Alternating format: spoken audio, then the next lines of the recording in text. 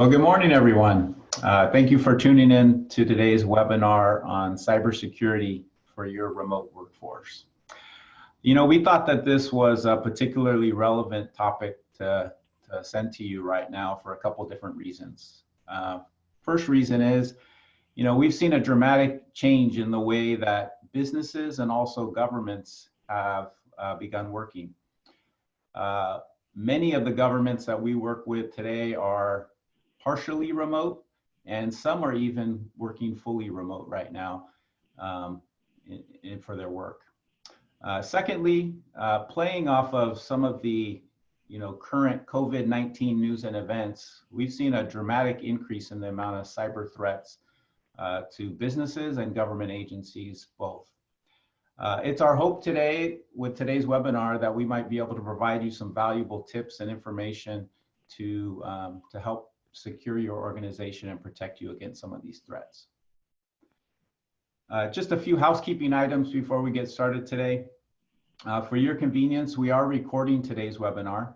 We're going to go ahead and email you a link with the webinar so you can refer back to it. The format for today's presentation will be up to 50 minutes presentation followed by a 10-minute question and answer period. Throughout the presentation, feel free to submit your questions. There's a Q&A button at the bottom of your screen. Go ahead and click on that and you can submit them anytime throughout the presentation. We're going to go ahead and save those up for the end when we're going to go ahead and go through those questions. A little bit about your speaker and myself. My name is Brian Gruber. I'll be your host for today. I'm a partner with LSL CPAs specializing in working with local government agencies, and I'm also a partner overseeing technology at the firm. Today's speaker will be James Graham. He's our IT director here at LSL, worked with us for many years, oversees technology here, and also he works with a number of our clients in businesses and local governments. James? Thank you very much, Brian. Well, welcome everyone. This webinar was a little bit difficult to kind of write and put on, because when we really talk about cybersecurity, there's just really an amazing amount of information out there.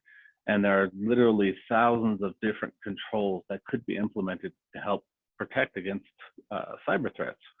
But we wanted to focus on a few controls that really had two main characteristics, either that they were free or low cost, and they offer a large amount of protection for the least amount of effort. So in other words, we just really want to try to stretch out every dollar of the IT budget as much as possible. So the 5 areas that we're going to be covering is security and culture, basic security controls for the home and office, multi-factor authentication, backups, and security training and simulated phishing. So we're going to be talking about this stuff at a really high level. If anyone wishes to go into a lot more detail, please don't hesitate to contact us. So to begin, I kind of want to answer one question: is why? Why do we continually need to spend in order to secure our network? Well, the simple answer is whether you know it or not, you are being targeted. So for big business or big government, really they only have to be successful once, one attack, and they can get a large payout. And for small businesses or smaller governments or even individuals, they just don't have the security money to spend in order to protect them. So it's low-hanging fruit. You may be an easier target, especially if you're a person that really is not super technical. So some of the top payouts from last year, 2019, is Jackson County, Georgia. They paid $400,000 in a ransomware attack. Lake City, Florida ended up paying $500,000 due to a ransomware attack. And Riviera Beach City, Florida paid $600,000 to recover from a ransomware attack.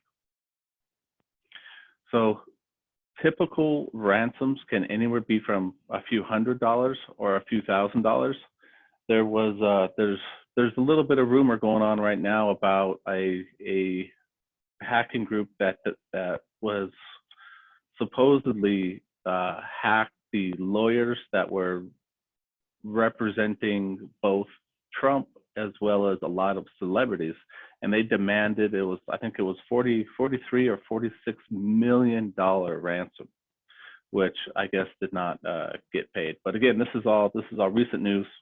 Just read about it this morning, so we'll have to see kind of how that turns out. So across the board, we've seen a rise in cyber threats since this whole pandemic started. The FBI Internet Crime Complaint Center has seen over a 300% increase in complaints each day. Google, across its Gmail platform, normally blocks around 100 million phishing emails every day. And since the pandemic, it's blocking 18 million email messages that contain malware or phishing, and 240 million of just general, this COVID-related spam messages. So the data really doesn't lie. The threat is very real. So what are some things that we can do about it? So our first topic, integrating security into company culture. The company culture, as I'm sure everybody kind of knows, really comes from the top down.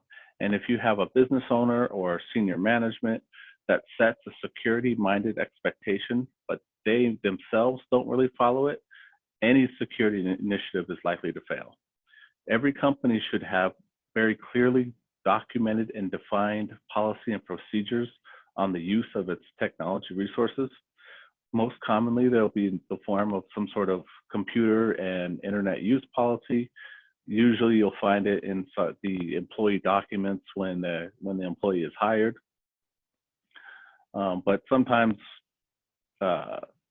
you can find them every year. Some businesses have an ethics policy that is signed every year, and so sometimes it's put into that. I would highly suggest that it's something that's reviewed every single year, and that employees would sign it every single year, just so that they clearly know what is expected of them with the equipment and the technology. So mandatory security training at least once a year, which can come in many forms: in person, webinars, or interactive online training. The training should also be a part of any employee onboarding process, because security should be introduced, and the expectation of security should be introduced from the very start. So depending on events such as the current pandemic, additional training could be warranted. I know here at LSL, when this whole event started, we immediately rolled out some additional phishing email training, and we do like to keep the employees up to date. So if we do see a phishing campaign kind of happening, we'll go ahead and notify all the employees immediately so everybody knows what's going on. And try to make it fun, really. For example, a control that we have here at LSL is that if you leave your workstation, you have to lock it. So if I'm going by the hallways and I see that it's been left open, I'll come by and I'll change the wallpaper to something funny. So like a cat. It may seem like a small thing to do, but it makes it fun to catch people too. They have a lot of fun with it. We have a lot of fun with it, and it's not really uncommon for the coworkers to do this too. So if they see their buddy left his workstation unlocked, they'll get everybody in, and all of a sudden their wallpaper will be this funny kind of group picture. So this is the picture that I personally like to use because it's hilarious. And when the employee comes back and sees something like that as the wallpaper, they immediately know what's going on. Our next topic here will be basic controls for the home and office. First up is the dreaded passwords. Everybody loves having 500 passwords. So I'm sure here everybody has more passwords than they could possibly want, but really it's very, very important to set some guidelines for any and all passwords that we use, whether they are work related or just for personal use. So ideally we want passwords that are at least 12 characters long. They are random, or at least as random as possible, and they are complex. So what do we mean by complex? Well, you want at the very least 3 out of the 4 character sets. And so our character sets are the uppercase letters, lowercase letters, numbers, and special characters. Another critical element to the password security is never reuse a password at all. One of the biggest attacks kind of going on right now is what's called credential stuffing, in which they will gather data on past breaches and then attempt that username and those passwords against different websites, whether it's banking websites, Amazon, you name it.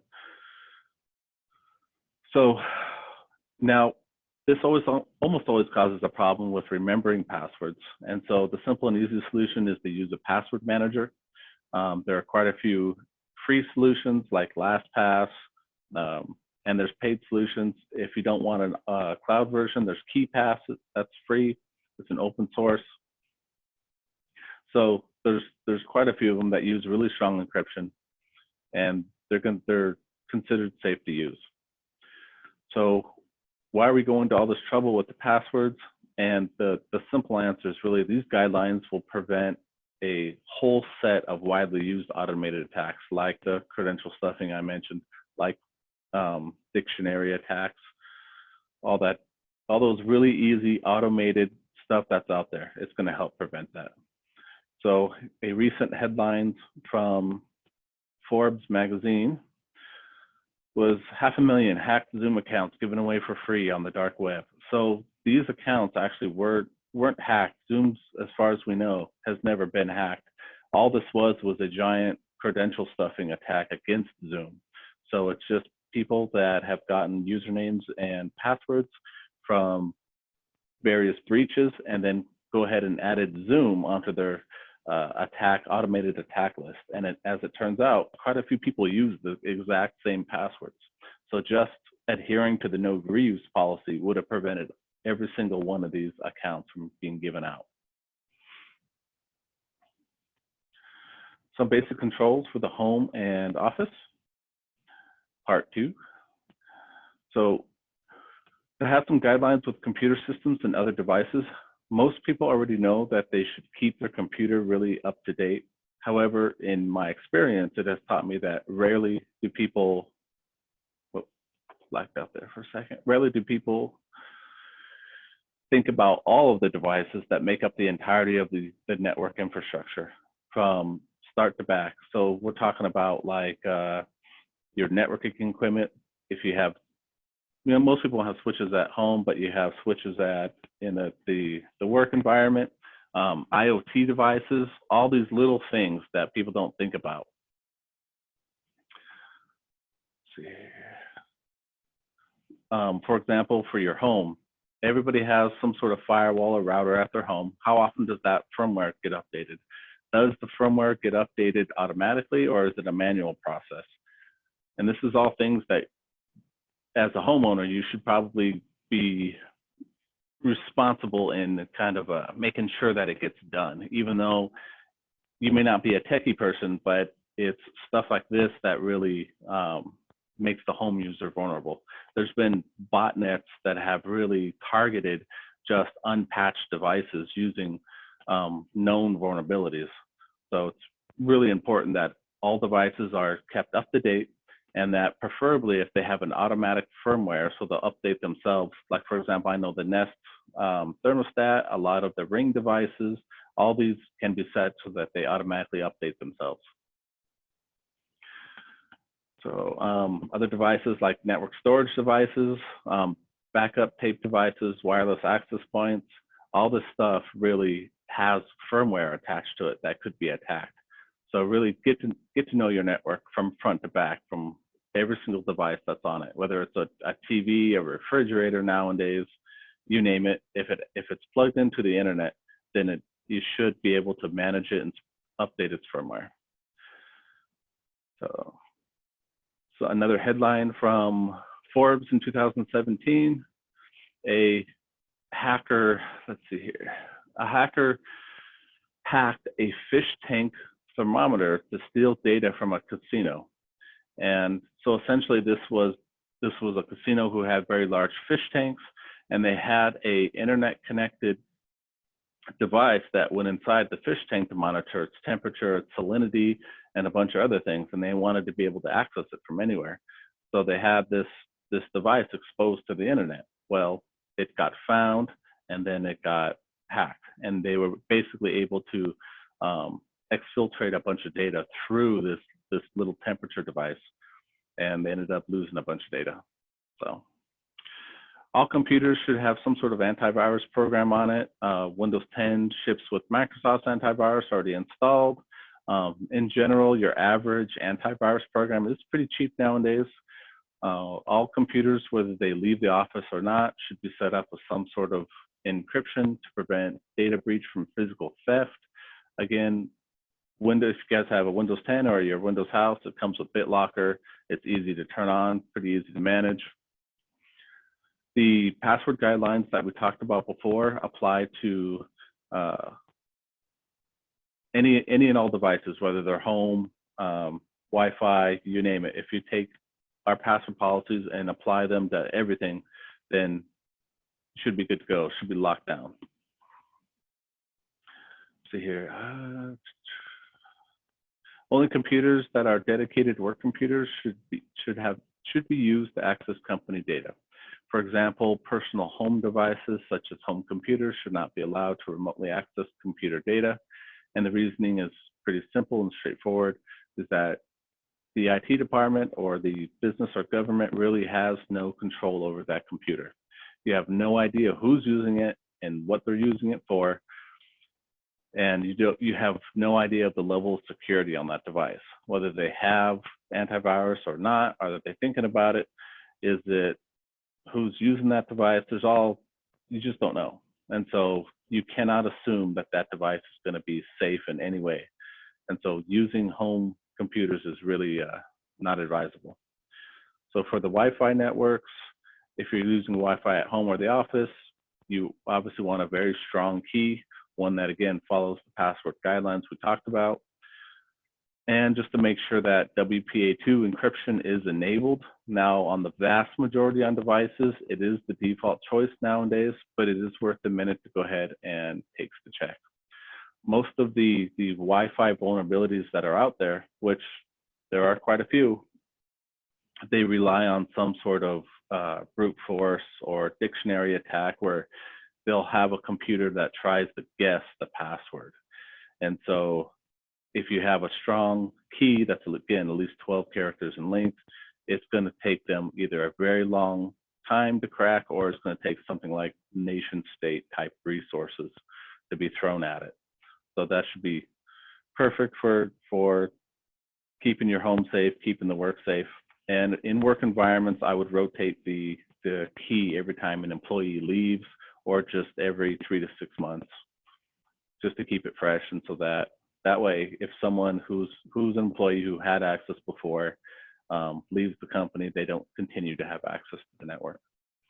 So, and lastly, unless you have a good reason not to, you should set both your home and office DNS to what's called the Quad 9 servers. So Quad 9 is a nonprofit organization supported by cybersecurity organizations to provide a DNS filtering service.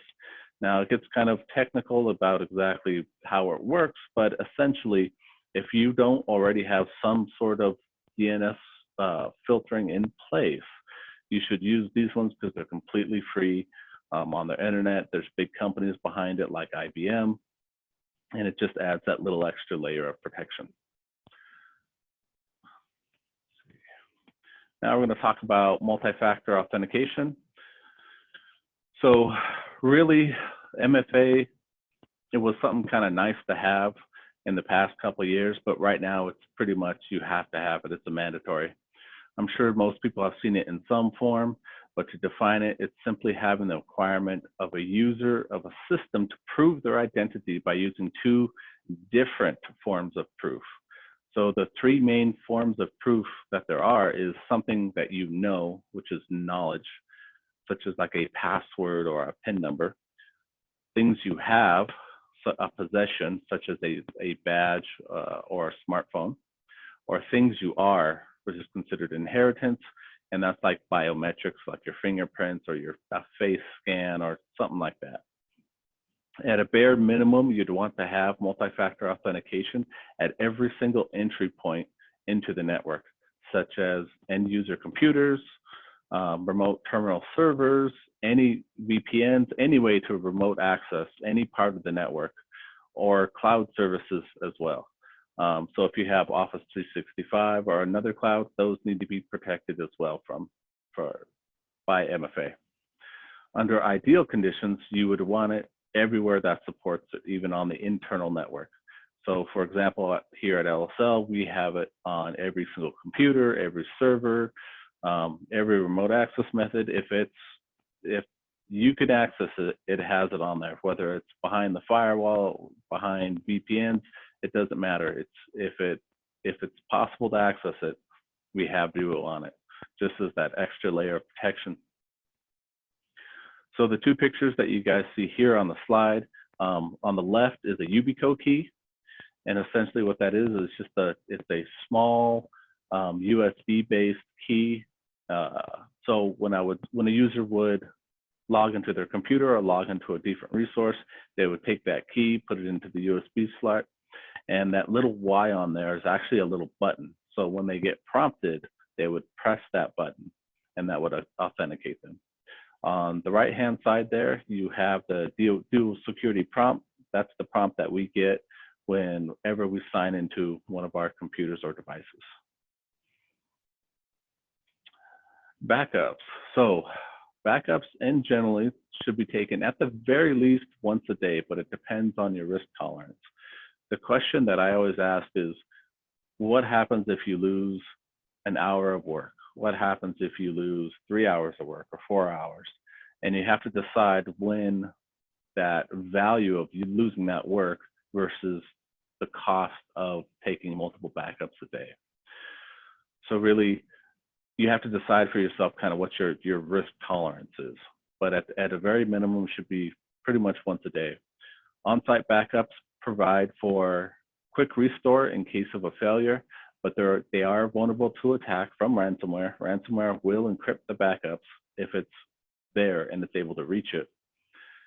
And then there's, of course, there's always the scenario, what if the building burns down or something else happens? So backups should be kept both on-site and off-site.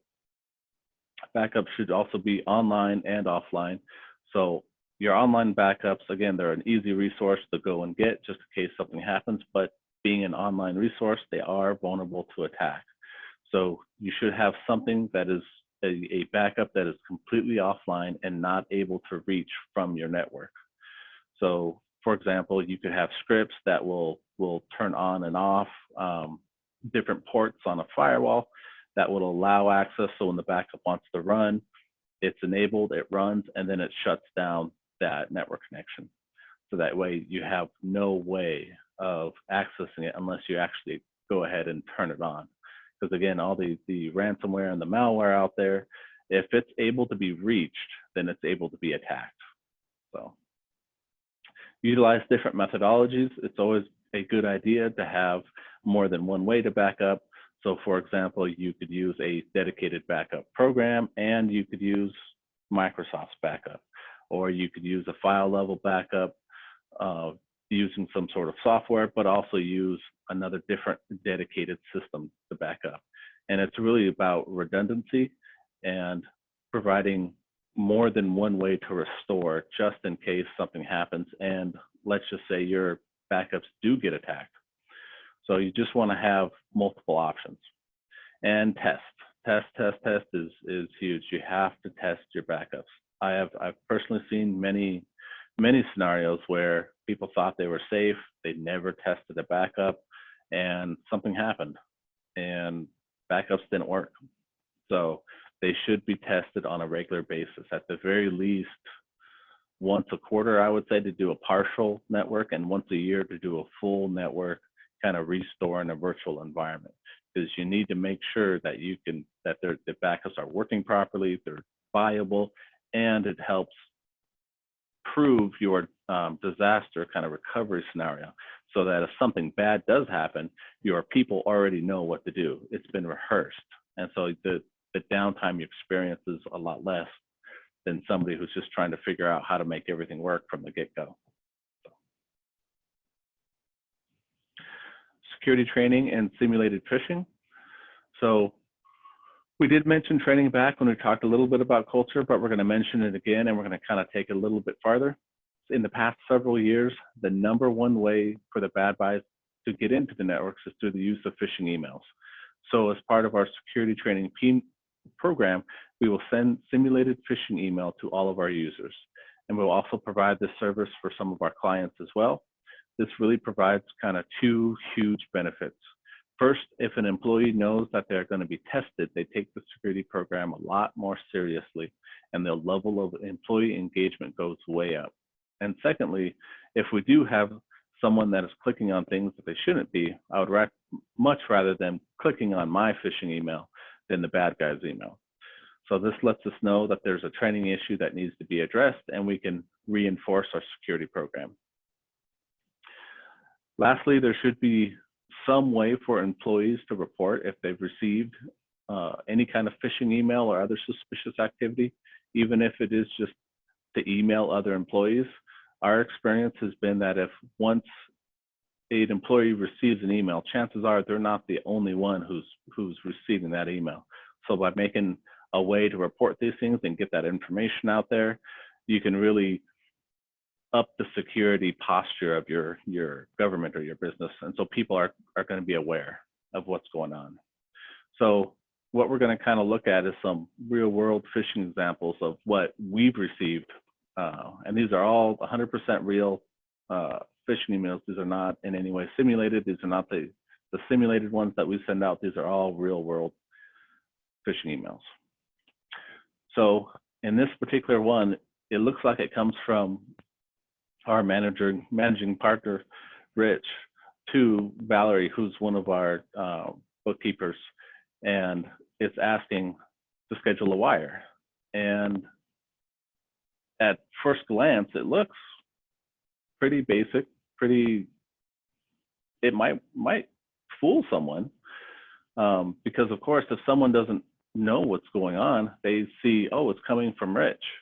And of course, they want to be the good employee. They want to impress the boss. Oh, we need to schedule a wire, let's get it done.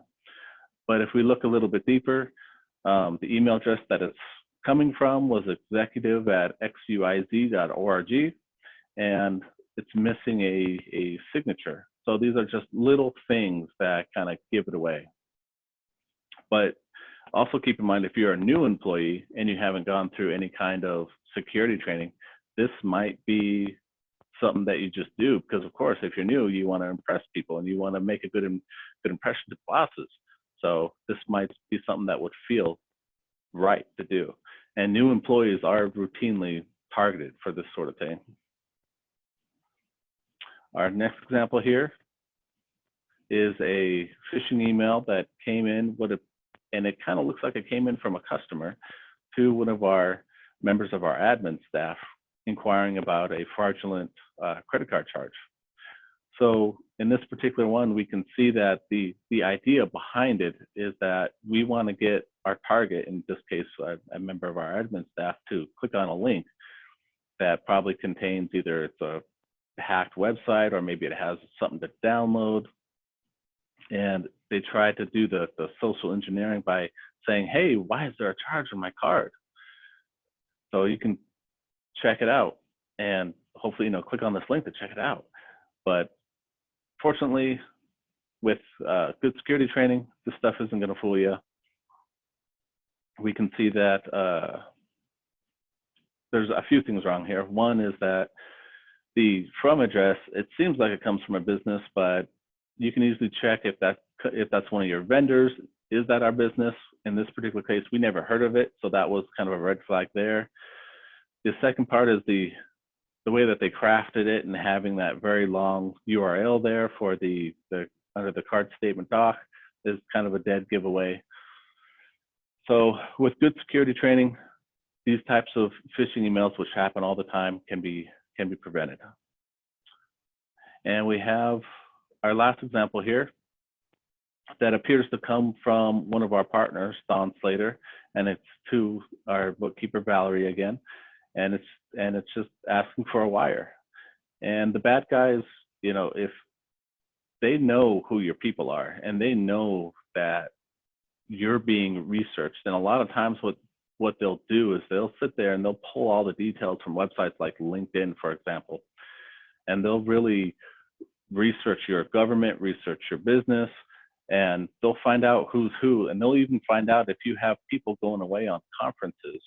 They'll wait until that person goes away on a conference, and then they'll start their phishing campaign and ask for stuff like this, or they'll ask for a wire, or they'll ask, hey, I'm at a conference and I need these gifts for attendees. Can you go out and buy, $1,000 worth of iPhone gift cards or Apple gift cards? But it's amazing to see how crafted these things are. So in this particular one, it's just asking to wire a $50,500 to a bank in Hong Kong. So, but you'll be surprised at how successful this stuff is. And again, for some of these people, it only takes once, because if you get a $50,000 wire and you're in kind of a third world country, that's a lot of money. I think now we're going to kind of see if there's any questions out there, anything we can help answer. Great. Thank you, James. That was some valuable tips there. Yeah, we're going to move to the question and answer portion of today's webinar. Feel free to submit any questions that you might have along the topics of what we had. We do have a couple questions out there that I'm going to start to go through. So James, how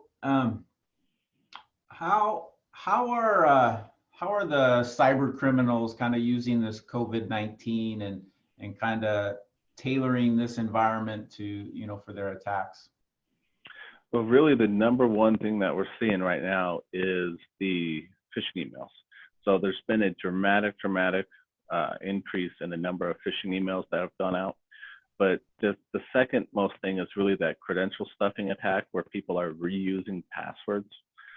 So those are the two main vectors that we kind of need to worry about. And really, as for the phishing emails, you can have a good technological solution such as a good email filter, but the reality of it is that no matter what email filter you have, there are going to be some that get through. And really the only way to prevent that is to have a very solid security training program into place, which does include simulated phishing emails. So that you have to keep on top of it. You have to train your people. The number one weakest point in networks is usually the people. As I kind of hate to say that, but it's true. Technology has gotten really good. It continues to get better. Really, the biggest thing now is the people, which is why the social engineering attacks are the number one attack vector right now. Thank you, James. That question kind of leads into a different question here. Someone was wanting to kind of know about the solution you were mentioning about the training. How much does that cost, or how does that work, or how does that look? So the training, the training solution, it all really depends on what kind of a package that you want to get, really. But it is very affordable, and also it's usually priced per employee. But I'll just throw out a kind of an example here. We do have some clients that typically have around maybe, I think one of them was 125 people, and it ended up costing them, I think it was around $2,000 to $3,000 off the top of my head. But it really depends on what kind of a security training you want. There's different levels. That should be, if you're really interested in security training, please come talk to us. That's something we can get into more details about, because there's a lot to it. There's just really a lot to it. And so please, if you're really interested in that, please come and talk to us. We can answer get really down deep into it and answer all your questions. Perfect. Thanks, James. Since we're kind of talking about costs a little bit too, one of the things you brought up was the multi-factor authentication. Is this a really costly tool, or how does this work? So for the multi-factor authentication, it's not a super costly tool. Again, it's depending on how many employees you have. And I know that the solution that we use, Duo, actually it's free up to 10 people. So if you have a small if you have either a small office business or even want to implement it individually, really it's up to 10 people, it's free. And then after that, it really just depends on how many people you have. But it is definitely an affordable solution. And for the protection that it provides, really, it's just one of those must-haves. Excellent. James, this one kind of surrounds talking about like your home networks, I guess. Should the city be most concerned about when looking at employees' home networks? To what extent should they really, be looking into their home networks and kind of what's going on there? Well, really for home networks, I would kind of just look at a few things. One is making sure that they're not remote accessing your network using their home equipment. So that's number one. Number two is you really want to make sure that all their devices are up to date. So their firewalls are up to date, their IoT devices are up to date.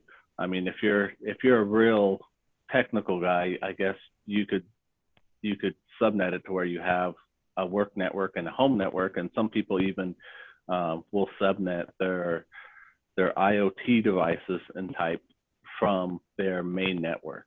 And so that's real kind of technical, but really it's just kind of controlling the access and making sure all the devices are up to date and making sure that they just follow these basic security kind of controls.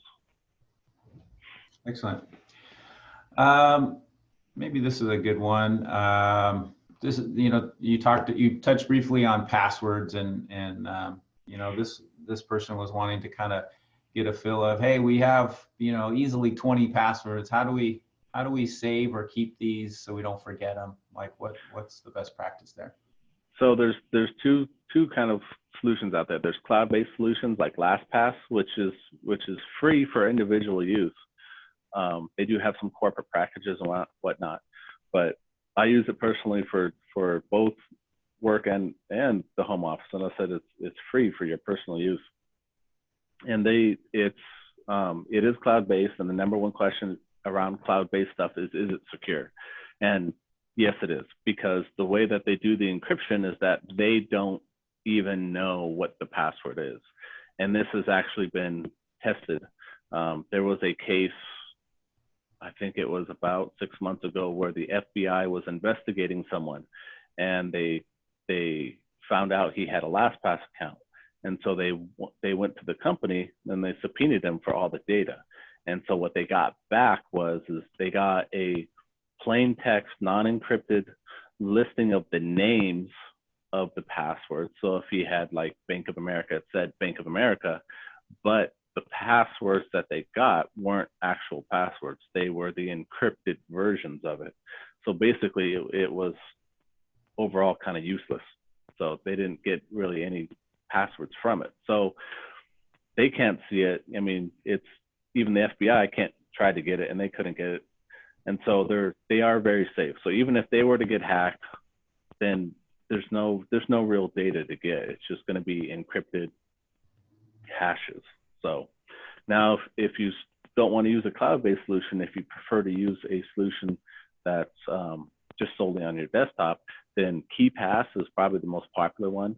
Again, it's an open source software. It's completely free. Just go Google KeePass, spelled K-E-E, Pass, P-A-S-S, and you can go ahead and download that and use that. Really great, highly secure. The only problem with a desktop-based one is that if something happens to your desktop, then all that information is gone. And if you have 50 websites or 50 passwords in there, then you just lost all of them. So really, if you do choose a desktop solution, you must have a great backup plan. Have that database backed up in 2 to 3 different areas, and one of them being off-site. So that's really the only risk. But if you're really super privacy concerned, then the desktop version is the way to go. Thanks, James. You mentioned a little bit about cloud, and I know a lot of cities and other government agencies, have been kind of encouraged to move platforms to the cloud. Is that more risky in a remote environment, or how do you feel on a security level with some of that? Could you repeat that question there, Brian? So a lot of agencies are moving their programs and applications to the cloud, and systems even to their networks to the cloud. Do you see that being more risky in a remote environment, or the same, or how do you? So in general, these cloud companies have better resources. Basically, they have a budget, a bigger IT budget to spend on security. So generally speaking, cloud solutions are safer. Now, if you are deciding to move to the cloud, it is worth time to go to that provider and ask them exactly what they're doing. Any provider should be able to provide that kind of information. And it's also a good idea if they have what's called red teaming. So if they have either internally they're doing it, or if they hire an external entity to try and hack them, that's also a good thing, because then they know that they're being tested. So if you're considering cloud services are great. We just need to make sure that it comes really from a reputable company who's experienced with it, and also they have very good and tight controls into place, and those controls are being tested. Thanks, James. Mm-hmm. A lot of this question is regarding kind of telecommuting, working at home, and a lot of businesses and governments alike are using remote desktop, Microsoft remote desktop. This question kind of was looking for a little advice, saying sometimes our employees get disconnected even though they have a strong internet connection. They're using Ethernet cables, not on the Wi-Fi. Laptops are up to date and everything, but I don't know, any feelings of maybe maybe it is an internet issue, of how they might be able to improve that connection. So random disconnects from remote RDP. That sounds to me like there's more of somewhat technical issue in there. You should not be randomly disconnected from an RDP session. We've been using RDP for quite some time, and we've never had a random disconnect issue. It sounds like you're doing the right things. So it sounds like you're not on Wi-Fi, strong internet connection. There's got to be, I would look at maybe the server itself, or the path the server takes. So look at the firewall, look at the server itself, and see if there's some issue, because that shouldn't be happening. I would think it's more of a technical issue. It's not a common, at least in my experience, it's not a common problem with RDP. You can look at to see if there's any setting that's providing a timeout.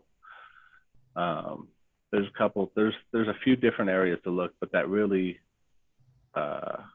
sounds more like a technical issue than a RDP protocol issue. So. Okay. Yeah, I mean, I know, one of the things we've even seen is just, home networks and internet connections vary dramatically, and I see some people that think they have a good internet connection, but really don't have that great of a connection. Yeah. I mean, have you seen any ability to kind of check home networks and check speed and have minimum requirements, or any sort of area there kind of looking at home network security and speed and internet connection? Well, in general, when it comes to that sort of thing, and RDP connections, that the quality of the connection will definitely come into play here. And really, there's a couple different ways to test it. I mean, the simple test would be go and running a speed test, but then there's something like a network monitor that you could put on a computer that's at the home network that will kind of monitor it, and maybe just do something like pings to Google server to see if you're having any kind of a problem. I have seen one. We had one client which had the guy worked from home and was having these random just internet disconnects, and we had to put a monitor on his network because whenever he would call us, everything would be working fine. And so what we did was we put a monitor on the inside, and we just found that he was getting random internet drops. And so we literally had to call the company, and I told them, hey, we have all this data, take a look at it. And it finally convinced them to have to send a person out. And when they sent the person out, he tested the line, and it was a physical line problem. So he replaced the line and everything worked. So really it's if you're having any kind of disconnects or quality issues, yeah, it's something that needs to be tested because there's quite a variety of home internet connections out there, and some are better than others. And sometimes these problems are hard to diagnose, and you have to get a little bit more involved to really figure them out. Yeah, just along those lines, I mean, I don't know, do you have any best practices for maybe how IT departments can kind of make sure home networks are in good shape? I mean, any better ways to train and communicate and oversee that? Well, really, it's just making sure all the devices are up to date, making sure that if the hardware is current. We had a couple of cases where people were getting slow speeds, and that's because they had an older cable modem from 2-3 years ago.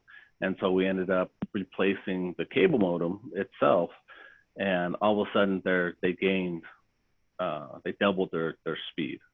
So having up-to-date hardware, make sure that the firmware and the firewalls and all that are up to date is going to give you the best possible experience. And if you have something that's 5 years or older, it's probably time to replace that. The average life of firewalls on these types of devices, the way the technology progresses, is really 3 years. So I usually replace my home internet, either the firewall or the wireless access points roughly every 3 years. And just to keep it up to date and make sure that it is still supported by the company too. That's another thing, is if you have this firewall or access points or anything, and the company doesn't make it anymore and they're not making updates for it, that's a security risk right there. Because if a vulnerability is ever discovered, well, the company's never going to patch it. So it's a good idea to kind of periodically refresh and make sure that the devices you have are going to be supported. So I, in general, like to buy from the bigger names just because of the support. If you buy from a company that probably no one's ever really heard of, it's maybe just some small company, a lot of times what will happen is they just won't support the device, which is what we're seeing a lot in the phone world of these Android phones, is that the company produces a phone, will stick out a phone on the market, and people want a cheap phone, or they don't know exactly what they're buying, and the phone never gets updated. And so as vulnerabilities are discovered, that's now you have a vulnerable device. And so it is something that Google, I know on the Android platform, is really trying to combat. But that's why it's in general, I only buy equipment from really well-known vendors that do support the equipment, and you know that there's going to be updates. So. Excellent. I thought we were out of questions, but one more just popped up. And maybe similarly along the lines of that last question, but if we're at home and we're experiencing programs freezing while connected to the network remotely, is any tips and things there to help mitigate these concerns? There could be a lot of reasons for that. So the first thing I'd ask is what kind of a program it is, and what does it kind of use on the back end? Is it a database program? Because what we've seen is if you using some type of a program that has to fetch data, especially if it's from a database, and you have a lot of latency, which is if you go out of the office, you have a higher latency, which is just the time that it takes for a packet of data to make it between two endpoints, so your home and the office. So some programs can handle latency really well, some programs can't. And so you get really weird and unpredictable behavior that usually happens when programs will be slow, programs will look like they're freezing. It mostly happens with databases. And so the first avenue I would really look at is to figure out what kind of program is it? Is it just fetching data from somewhere? Is it fetching data from the internet? And so without really knowing more, that's kind of where my feeling would be is it's probably fetching data. And if you have a slow internet connection or there's just a lot of latency there, you're going to run into some problems. Very good. Another question just popped up. Let's see. For a small organization with less than 25 employees, how do you recommend company take care of the security needs? Would a company be better? To do that? An individual? What are the pros and cons? I think what they're asking is, maybe outsourcing help here or that kind of thing. So what I would recommend is I would first look at your competency of your employees. Do you have a guy that does your IT for you? Is he outsourced? Is he in-house? How knowledgeable is this person? Because if you do have somebody who is knowledgeable, then you can build some of it on using that person and using in-house resources to save money. And then parts of it that maybe he can't do, you can outsource. And you can be very cost effective like that.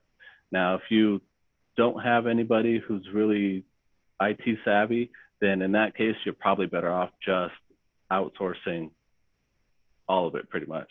And you can, if you have somebody who's interested to learn, then that's something that maybe they can be trained on while you outsource, and they can work with the outsourcing company.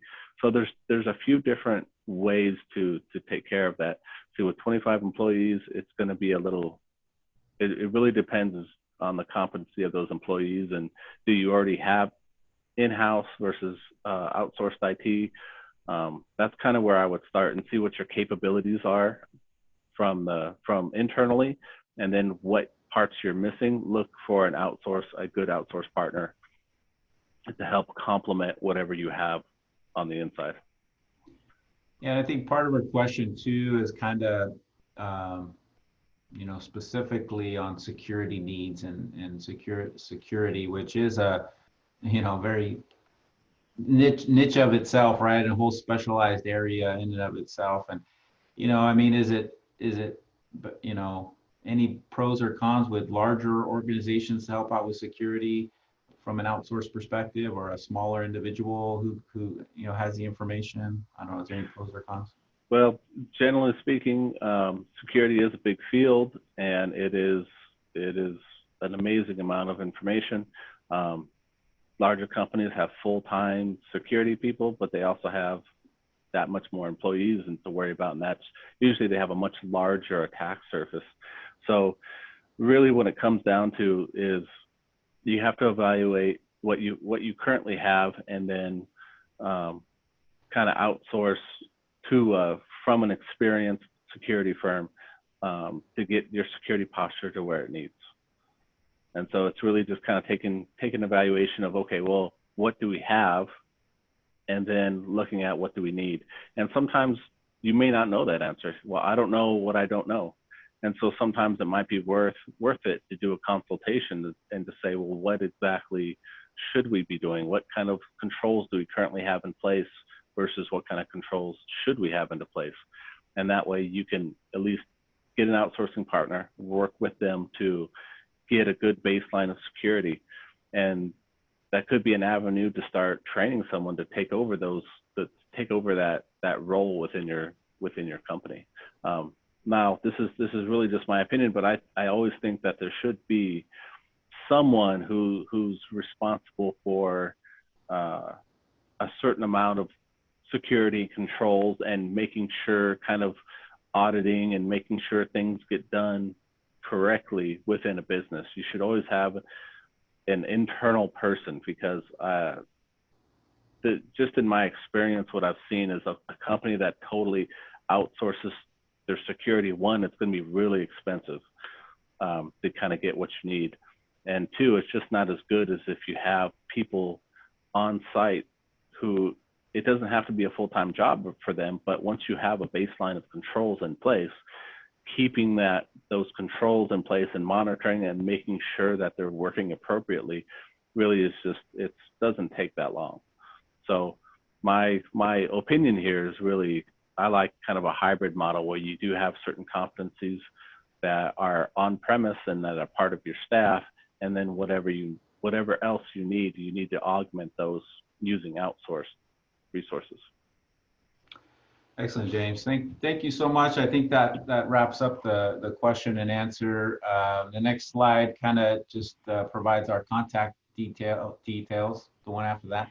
Feel free to reach out to us, contact James or myself directly on any questions that you might have. Just a little teaser of what's ahead. In a few weeks, we're going to be coming out with a webinar on a ransomware attack, lessons learned from the city of Galt. So, please participate in that one. I think you'll get some good information and tips. But thank you for attending today's webinar. We appreciate your attendance and have a great day. Thanks, guys. Bye.